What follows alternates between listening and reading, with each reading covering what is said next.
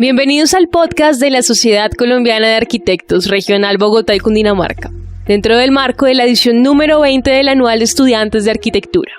El podcast de la SCA Bogotá y Cundinamarca es un lugar de tertulia, de intercambio, un espacio para encontrarnos alrededor de nuestra gran pasión, la arquitectura.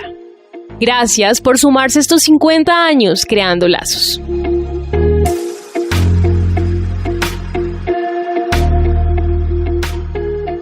En este capítulo número 11 de esta serie está con nosotros el coordinador de docencia de la Facultad de Arquitectura de la Universidad Católica, el arquitecto Jorge Aristides Gutiérrez. Bienvenido, arquitecto. Bueno, buenas tardes, muchas gracias por la invitación. Curiosamente, la Universidad Católica cumple 50 años también, gran coincidencia. Entonces, empecemos a hablar de esa coincidencia. ¿Cuándo se fundó entonces? Pues, hace 50 años ya. ¿Y qué historia nos puede contar acerca de la fundación de la Facultad de Arquitectura? Okay, hace 50 años yo no estaba en la universidad, pues, y entiendo que fue una actividad que desarrollaron algunos directivos de la Gran Colombia que decidieron hacer rancho aparte y organizar nuestra universidad con varios programas, el programa de Derecho, el programa de Psicología, el programa de Ingeniería, el programa de Arquitectura. Estuvo localizada un tiempo en la Caracas como con 55 y posteriormente en la sede donde está el IMPAU. Finalmente adquirieron el edificio que se denomina el Claustro, que queda era el Colegio de las Esclavas del Sagrado Corazón, localizado en el barrio Teusaquillo, calle 47 con carrera 15. Ya era un progreso grande, no sé claramente en qué año se pasaron, pero cuando yo ingresé a la universidad, que fue hace poquito, 1976, ya estaban en el claustro. Yo creo que llevaban por ahí unos 3 años. Entonces, conozco bastante la historia de la universidad, la he vivido en carne propia.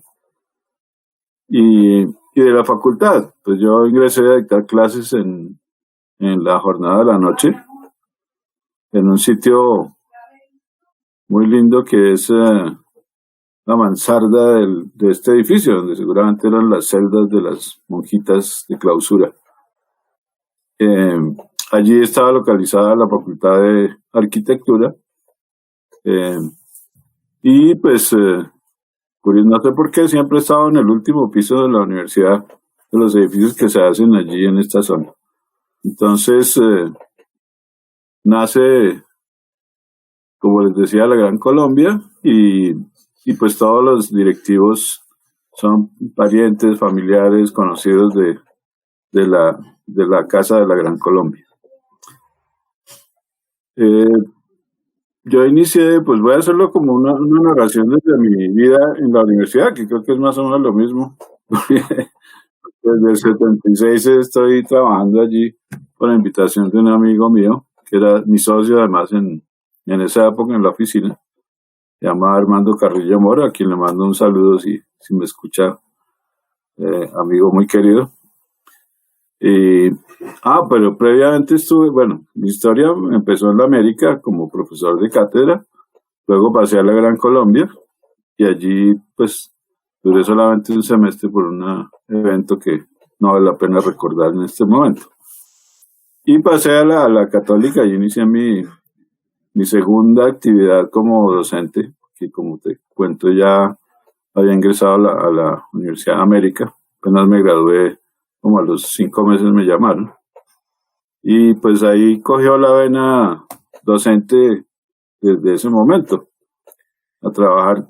Pues creo que de los años de mi vida he trabajado desde que me gradué como un 90% en la arquitectura, en la docencia y obviamente ejerciendo la profesión. Dentro de estos espacios del claustro, de la historia que tiene la Universidad Católica de Colombia, de todo lo que usted ha vivido desde su profesión como arquitecto, como docente en estos años, como ha visto que se ha ido transformando el currículo académico de la Facultad de Arquitectura de la Católica, ¿y cómo es hoy? Pues es curioso porque siempre tiene mucho que ver con el perfil de quienes dirigen, ¿no? En el momento que yo ingresé, el perfil era hacia la construcción, muy marcado, puesto que el decano, el doctor Werner, tenía una gran oficina de construcción. Todas las personas que trabajaban con él eran personas que estaban muy dedicadas al oficio, y realmente ellos asistían era en la franja de la noche. Bueno, es importante anotar que tal cual como la Gran Colombia, pues es una de las pocas facultades que tiene con la Gran Colombia una jornada en la noche. Entonces el perfil de la universidad de la facultad era muy hacia la construcción.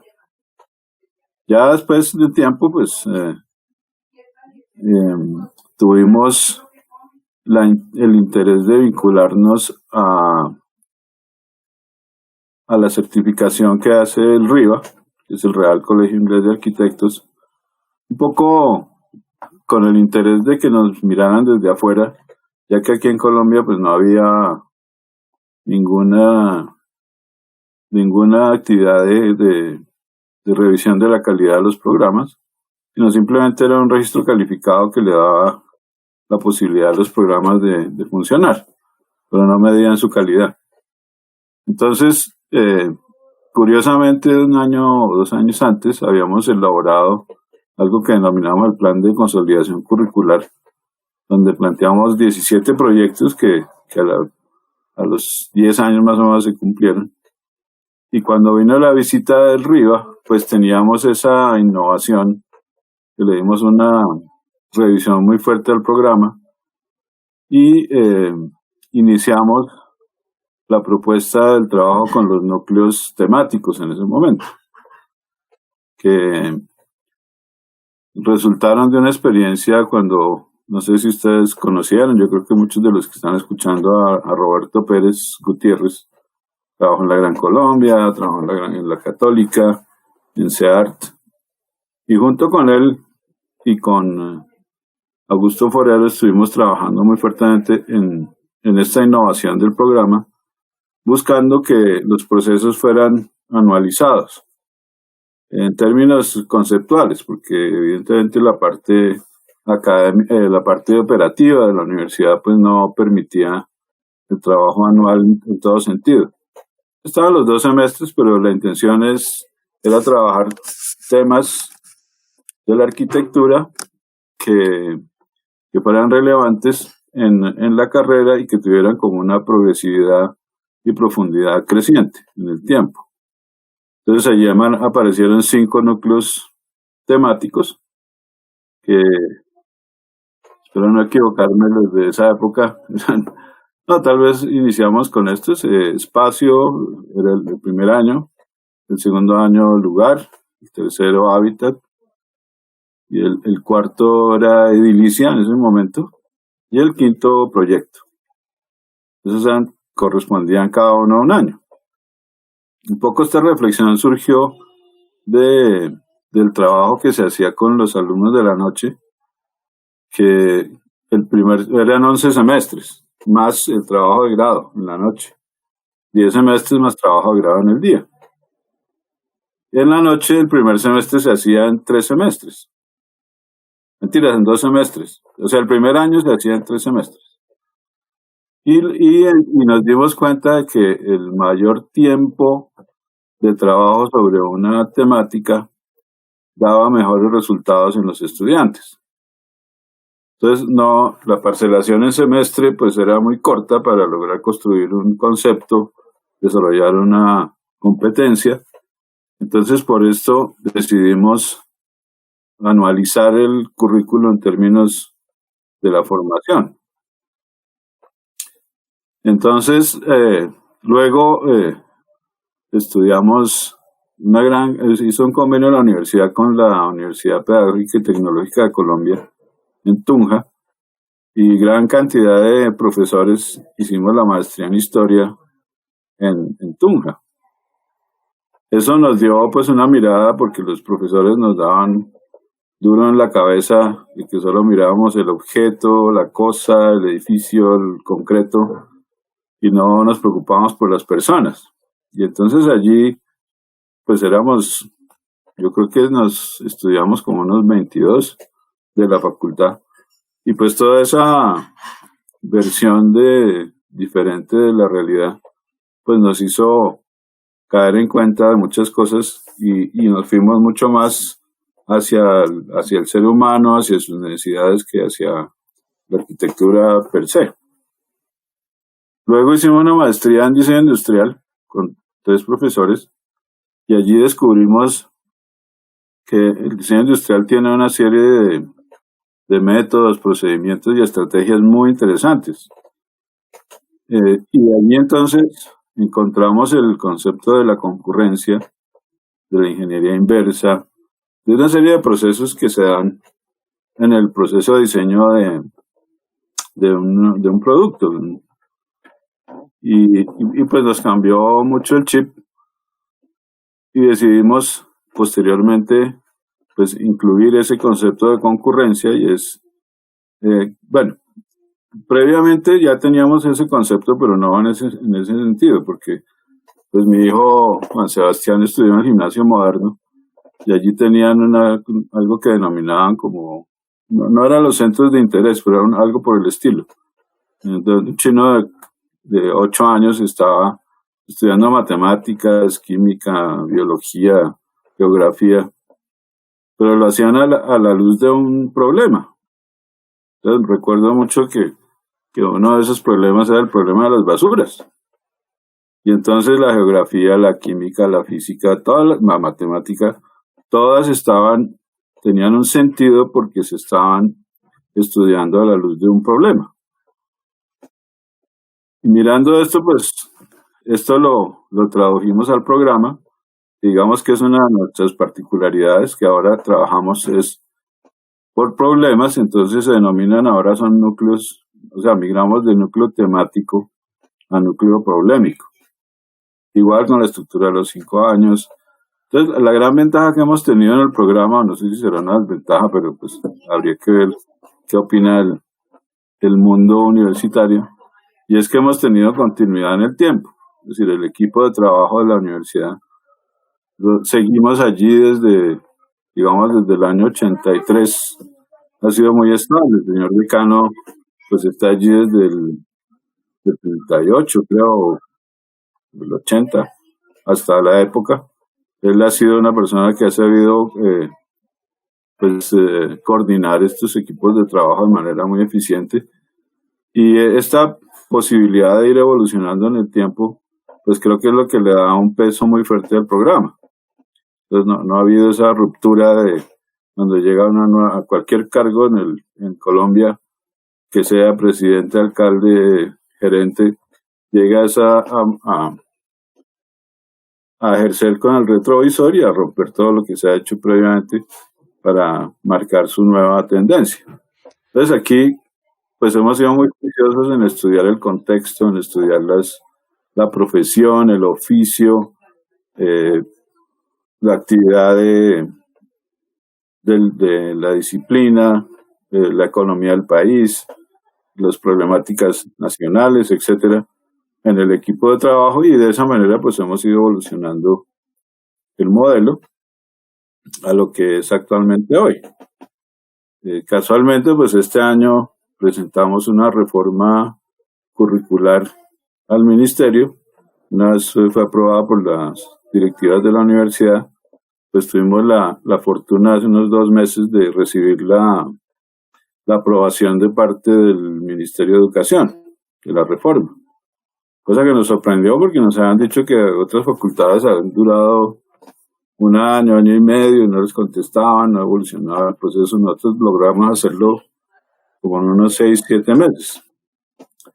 Entonces vamos a estrenar un plan de estudios, entre comillas, para el 2021. Dentro de estos núcleos problemáticos de los que usted habla, en los cuales está enfocada la formación del arquitecto en la Universidad Católica, ¿cómo refuerzan esto con los talleres de diseño, con seminarios, congresos? ¿Tienen laboratorios o semilleros de investigación también en la Universidad Católica en el área de arquitectura? Sí, claro. El núcleo problemático también nos implicó un salto pedagógico. Entonces nos dedicamos a trabajar y a estudiar muy bien el aprendizaje basado en problemas. esa migración de núcleo temático a problemático, que suena como cambio de palabra, nos implicó un esfuerzo inmenso y volver a hacer todos los programas. Ya no tenemos programas de asignatura, sino manejamos algo que llamamos el paquete didáctico, donde está, como es una cuestión transversal, entonces el estudiante no hace un trabajo para cada asignatura, sino que el proyecto está trabajado desde las 5 asignaturas de la parte 1 del programa. Nosotros tenemos 2 ejes curriculares, el eje de diseño, el eje de contexto. Y en el eje de diseño están pues las disciplinas más de carácter, las asignaturas de carácter profesional. Está diseño arquitectónico, diseño urbano y diseño constructivo. Y en el eje de contexto están teoría, historia y comunicación y medios. En el plan 6, que es el vigente. ¿Sí? Estas 5 asignaturas trabajan todas para un mismo fin, para el proyecto que se esté desarrollando en ese momento. Entonces, la estructura del aprendizaje basado en problemas es una estructura investigativa, porque está trabajándose por preguntas, por hipótesis, sin ser literalmente método científico, ¿sí? Sino se trabaja por proyectos. Por proyectos, ya no proyecto en el término de proyecto de arquitectura, sino como proyecto en general. Hay también una estrategia que se llama aprendizaje basado en proyectos, que es universal para todas las disciplinas, ¿no?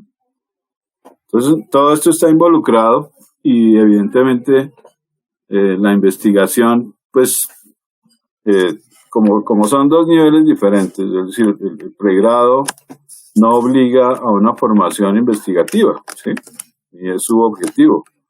Es más profesionante, más de la disciplina. Igual como te cuento, el esquema del aprendizaje basado en problemas, basado en proyectos, los núcleos problemáticos son evidentemente enfoques hacia la investigación. Y tenemos el Centro de Investigaciones, el CIFAR, donde ya se hace investigación de alto nivel, ¿sí? Con profesionales, ya no, y obviamente los alumnos tienen posibilidad de ser auxiliares de investigación, con la condición de por lo menos haber estado mínimo 1 año en un semillero y que haya demostrado pues publicaciones, escritos, etc. Nosotros tenemos una revista de arquitectura que es hoy en día está muy bien calificada en todos los rankings. Si ustedes entran a la página de la universidad, van a encontrar en la revista de la facultad todas las cartabones que tiene, que se han logrado con mucho esfuerzo. Tan es así que hoy en día recibimos tantas publicaciones porque pues por su estándar habilita a todos los investigadores para lograr su mejoría en los escalafones, en el CEBELAC, etcétera. Y estamos recibiendo muchísima documentación. Tenemos un editor principal y 3 editores complementarios que están leyendo ponencias, etcétera, etcétera. Y sale una revista, por consiguiente, muy depurada y muy de alto nivel en términos investigativos, ¿no? Normalmente los artículos de investigación son un poco aburridos, pero no, se trata de tener un escenario posible. Y en esa revista también pueden publicar estudiantes y profesores. Entonces, buscamos que los mejores artículos que ellos producen, que lo que producen en los semilleros, los proyectos que han sido significativos, pues también tienen espacio en la revista. Claro. Todo este trabajo reflexivo en proyectos del cual usted nos habla, que hace en la Universidad Católica, requiere un contacto y una relación muy estrecha con los estudiantes, con el cuerpo docente, con los investigadores, y todo este intercambio de ideas, de reflexiones y de diálogos, por supuesto, requieren de presencialidad. Pero en este tiempo, este año que ha sido un reto en cuanto a la virtualidad debido al tema de la pandemia, ¿cómo han ustedes enfrentado este tema de la virtualidad y la enseñanza de la arquitectura? Pues mira que esta nunca es la panacea, no va a ser la mejor manera de estudiar arquitectura.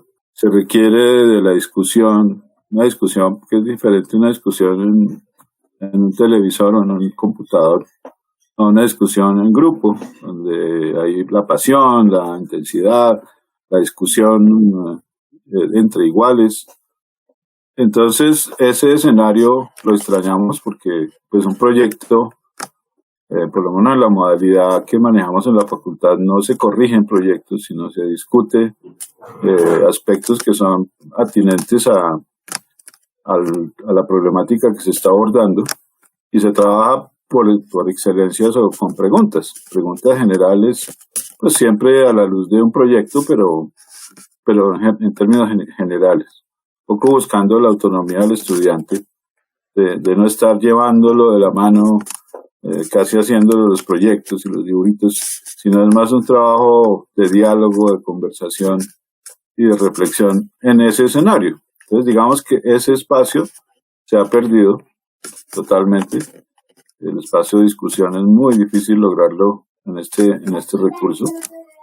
Y evidentemente el contacto personal con los amigos, tanto uno como profesor, es decir, uno aquí aislado pues sí trata de solventarlo como estamos haciendo ahorita, mirándonos a la cara, pero conversando por intermedio de un aparato. Pues no es lo mismo, realmente eso lo hemos extrañado. Evidentemente nos ha traído muchas enseñanzas y nos ha abierto muchas posibilidades también. Por ejemplo, ahorita nosotros tenemos en la facultad también un boletín que se denomina Huellas, que lo dirige uno de nuestros egresados, que es profesor allí también de hace muchos años, se llama Julio Villabona, y hemos tenido el interés de aprovechar esta situación, porque pues nosotros veníamos haciendo conferencias en unas semanas que llamamos las semanas de los núcleos, que son después del primer corte, o sea, la semana 6, de las 7 en adelante. Cada semana un núcleo tiene ese escenario, ese espacio de trabajo para hacer diferentes actividades, entre ellas están las conferencias. Y veníamos trabajando pues Julio se mueve mucho en el medio de la arquitectura, de los arquitectos del Star System y toda esta cosa, entonces tiene ese don de buscar la gente y le hacen caso, y hemos llevado a arquitectos pues destacados de Colombia.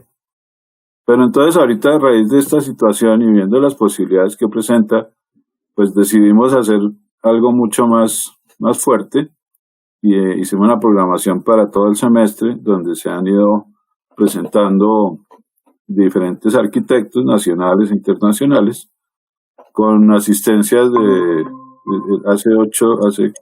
este sábado pasado, hace 8 días, tuvimos la conferencia de Lorenzo Castro, bellísima, donde él habló de su papá, de su mamá, de la casita que hicieron inicialmente, y fue una experiencia muy bonita con Lorenzo, que es además muy amigo nuestro de la casa, etcétera.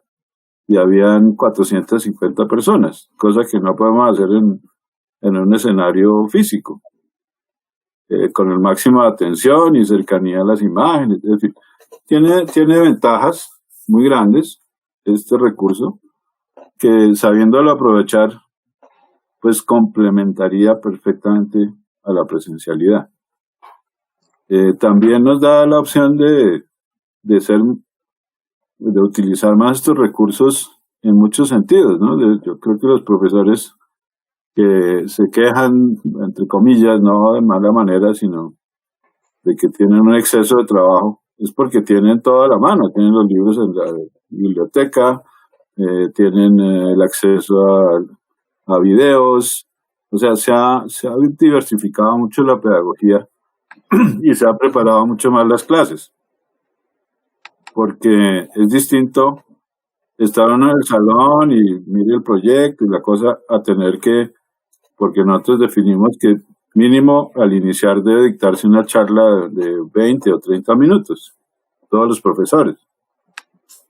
Eso pues ha obligado a una preparación mayor de las cátedras, y pues ha habido, como se ha logrado esa formación. El otro tema de la universidad tiene ha creado algo que llaman el ABA, que es aulas virtuales de aprendizaje es decir, quiero hacer un reconocimiento a la universidad porque muy rápidamente supieron reaccionar a la problemática y en 2 semanas todas las asignaturas tenían sus aulas ABA montadas. Creo que montaron como 3.500 aulas en 2 semanas. O sea, todos los profesores de la facultad tenían su aula ABA, que es un aula de acompañamiento, es decir, a las horas de trabajo independiente, ¿sí? No es para dictar clase, sino para las horas de acompañar las horas de trabajo independiente. Así estaban funcionando, pero si teníamos un 10% de profesores que manejaran el aula es mucho. Y en 2 semanas logramos que el 100% de los profesores, bueno, no el 100%, algunos no lo lograron por su poca afinidad con estos recursos. Y entonces ya todos están capacitados en el manejo del aula, que como les comentaba, es apoyo al trabajo independiente. Entonces allí es un escenario donde tú puedes montar videos, donde puedes hacer pruebas a partir de crucigramas, de concentres, bueno, en fin, puedes hacer muchos ejercicios que son para que el estudiante los haga en sus horas de trabajo independiente. Se han montado videos, películas, que pues antes, no sé si a ti te pasó alguna vez que el profesor de teoría de historia te pone la película allá y todo el mundo se duerme en ese salón oscuro y pues se pierde toda la clase cuando deberían estar aprovechando y creo que ahora nos damos cuenta de haber desperdiciado esos tiempos, pues no era muy lógico. Entonces lo que hemos buscado es que el estudiante en sus tiempos de trabajo independiente vea esas películas o esos videos, etcétera, y posteriormente se discuta sobre ellos, ¿no? El planteamiento y el aprovechamiento de las nuevas plataformas virtuales o las ya existentes pero reenfocadas al sistema educativo de la arquitectura, pues ha planteado unas nuevas innovaciones o unas herramientas que quizá, como usted nos contaba, no se estaban aprovechando en todo su potencial al máximo y hoy son ultra necesarias. En esta versión de la anual número 20 de estudiantes de arquitectura de la SCA Bogotá y Cundinamarca, se plantea también una nueva forma de presentar los proyectos, que es a través de una sustentación efectivamente que hace parte también de la formación del arquitecto en el comunicar con la forma, por supuesto, con el lenguaje, con lo gráfico, pero también pues con la sustentación teórica de un proyecto y qué hace que un proyecto surja. Esta nueva anual de estudiantes de arquitectura plantea presentar los proyectos en video. ¿Ustedes cómo les ha ido con la presentación, digamos, de las tesis? ¿Cómo fue esa experiencia? Bueno, mira, eso fue, pues, como todo como fue un reto inmediato, pues, reaccionamos muy rápidamente. Y como nosotros, como te contaban, una de nuestras fortalezas es la concurrencia. Desde el segundo corte de evaluación, hicimos la actividad de la siguiente manera. Los estudiantes, en el Drive colgaban, ahí se organizó pues técnicamente para que no se pudieran borrar los trabajos de los muchachos, etcétera. Cada profesor pudo recibir con antelación de 24 horas el trabajo de los muchachos. Hicimos una programación para que eso se pudiera dar. 24 horas previas al momento de la sustentación.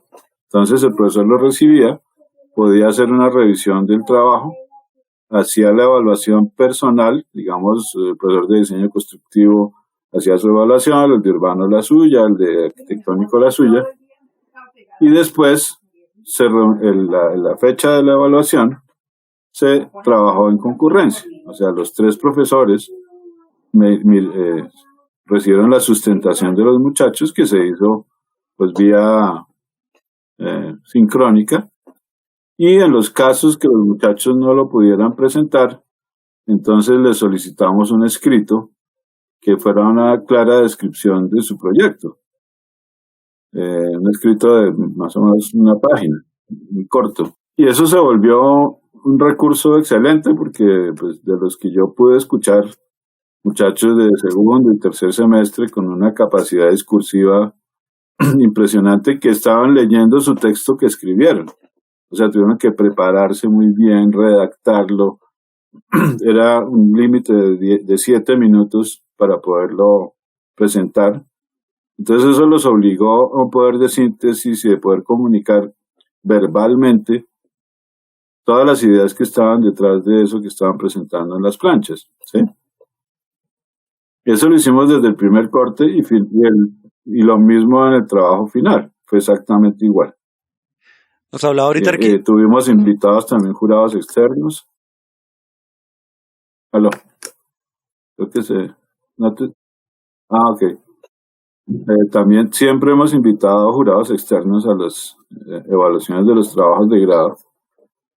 Hicimos exactamente lo mismo en esta ocasión y la misma práctica que te conté.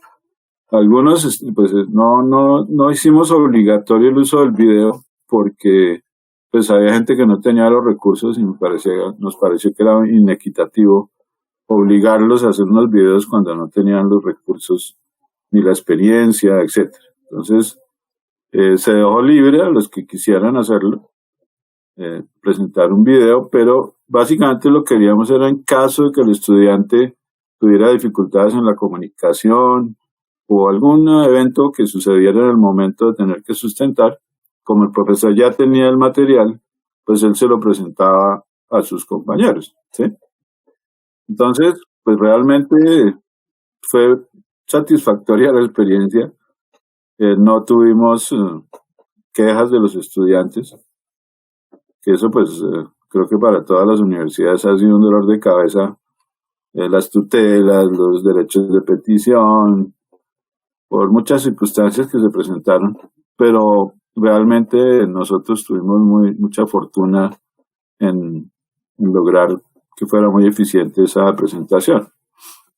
¿Cómo cree que se vivirán los espacios de trabajo, los espacios académicos, luego de que pues ciertamente esto pase y pues esta pandemia, cómo las reflexiones que ha traído esta pandemia, cómo aportará nuevos enfoques respecto a la formación del arquitecto? Pues yo creo que es como retro la cosa, más bien, ¿sí?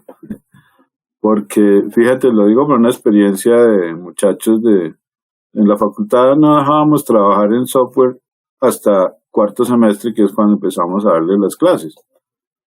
Entonces la idea es que primero, segundo y tercero se trabajaba a mano al 100%, ¿sí?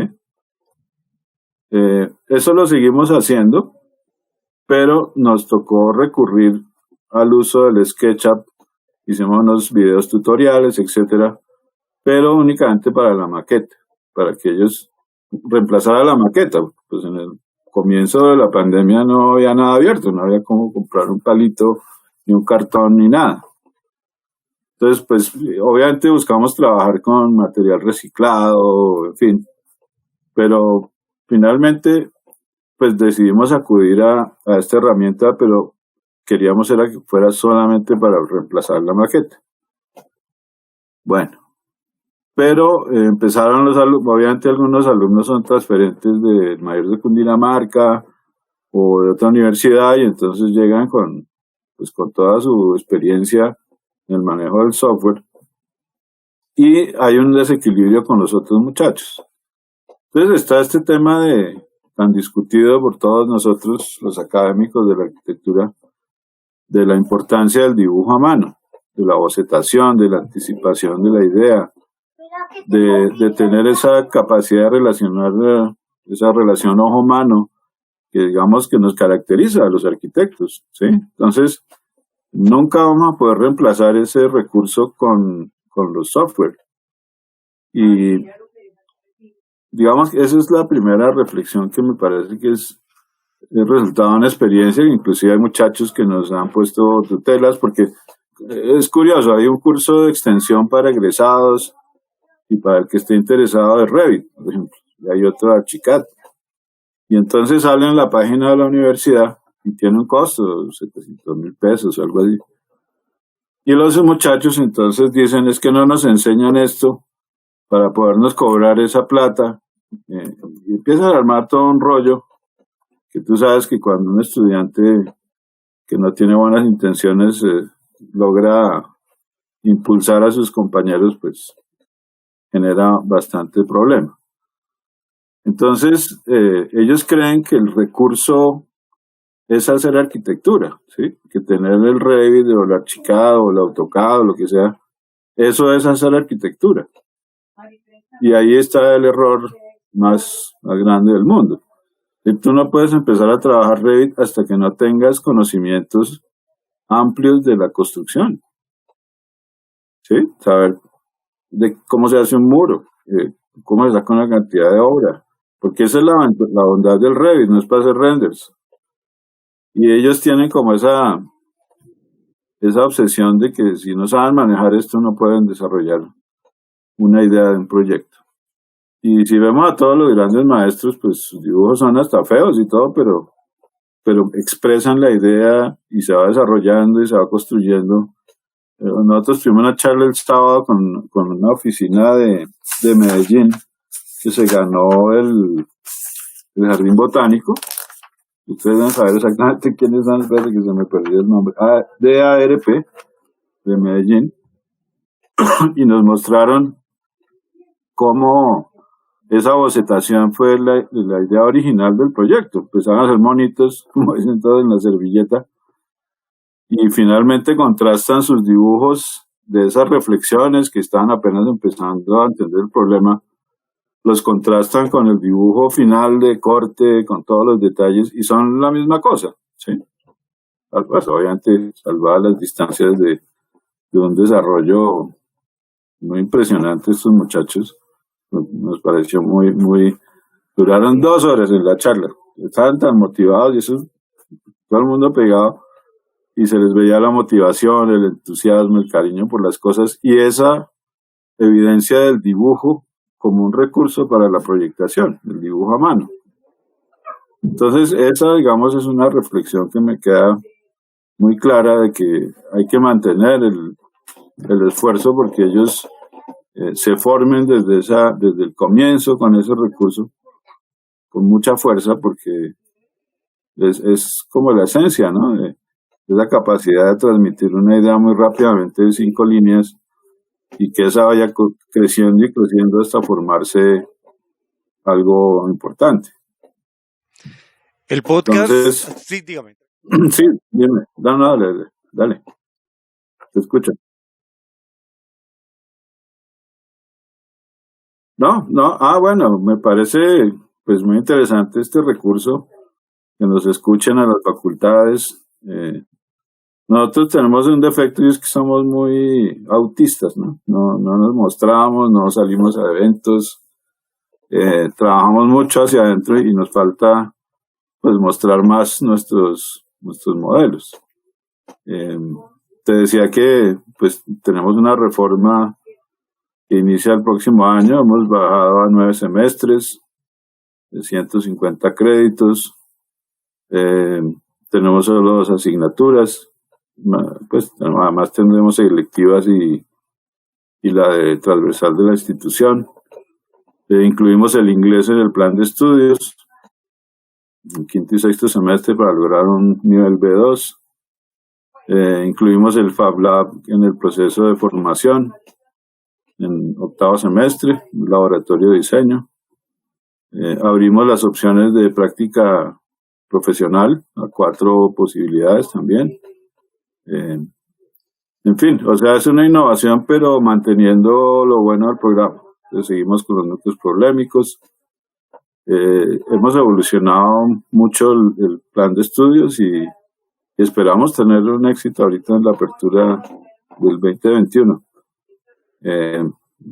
Pronto verán pues publicidad del plan para ver si logramos recoger buena cantidad de estudiantes, porque este semestre fue un bajón impresionante que puede impactar en lo laboral a nuestros profesores, porque pues el bajón fue muy significativo, creo que en todas las universidades, y es un escenario para el arquitecto muy importante, ¿no? El encuentro con los colegas, el mantenerse actualizado, entonces no solo por el trabajo, sino por el ingreso, sino porque es un escenario de crecimiento, de amistad, de colegaje, que creo que es uno de los temas que nos distingue a la facultad. No sé si sean así en todas las demás, pero el hecho de que trabajen los profesores de manera concurrente, que se tengan que conversar. Nosotros la semana 0 que llamamos, nosotros hacemos una reunión de profesores donde están los 5 profesores de cada curso.